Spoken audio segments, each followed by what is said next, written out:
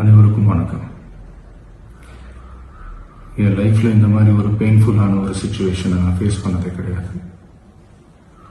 மனசு முழுக்க வலி வலி மட்டும்தான்.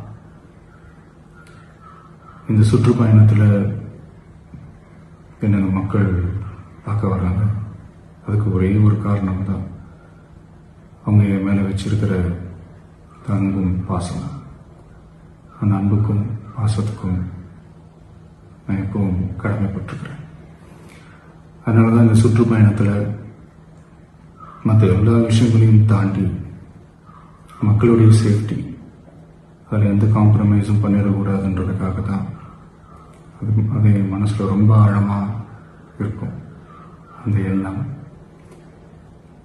அதனால தான் இந்த அரசியல் காரணங்கள் எல்லாத்தையும் தவிர்த்துட்டு ஒதுக்கி வச்சுட்டு மக்களுடைய சேஃப்டி மட்டும் மைண்டில் வச்சுக்கிட்டு அதுக்கான இடங்களை சூஸ் பண்ணுறது, அதுக்கான இடங்களை பார்த்து பர்மிஷன் கேட்கறது, போலீஸ் டிபார்ட்மெண்ட்டில் அதை ரிக்வெஸ்ட் பண்ணி கேட்போம். ஆனால் நடக்கக்கூடாதது நடந்துருச்சு.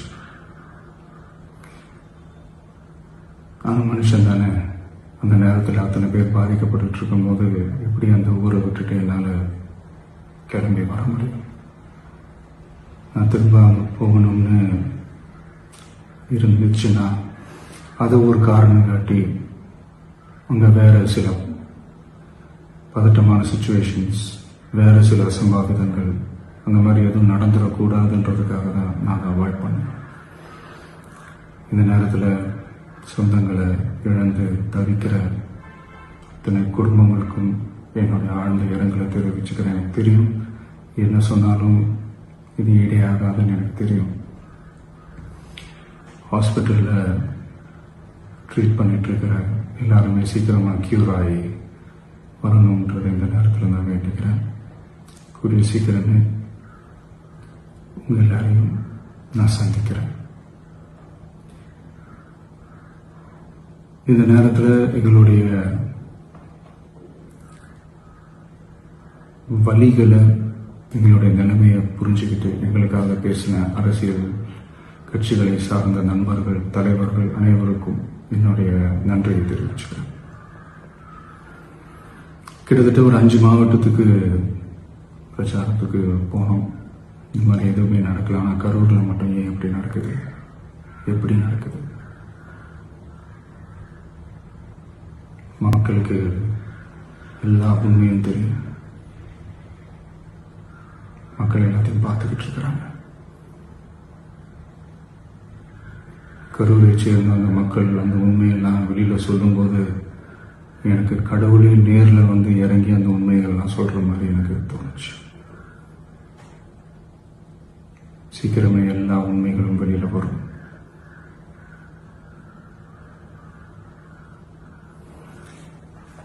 எங்களுக்கு தரப்பட்ட இடத்துல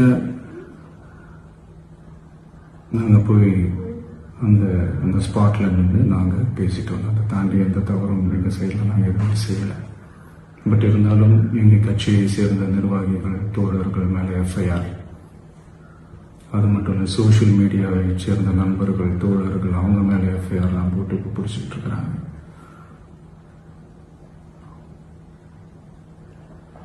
சிஎம் சார், உங்களுக்கு ஏதாவது இந்த பழி வாங்கணும் அப்படின்ற எண்ணம் ஏதாவது இருந்துச்சுன்னா என்ன வேணாலும் பண்ணுங்க. அவங்க மேலே கை வைக்காதீங்க. நான் ஒன்று வீட்டில் இருப்பேன், இல்லை நான் ஆஃபீஸில் இருப்பேன். என்ன வேணாலும் செய்யுங்க. நண்பர்களே, தோழர்களே, நம்மளுடைய அரசியல் பயணம் இன்னும் ஸ்ட்ராங்காக, இன்னும் தைரியத்தோட கண்டினியூ ஆகும்.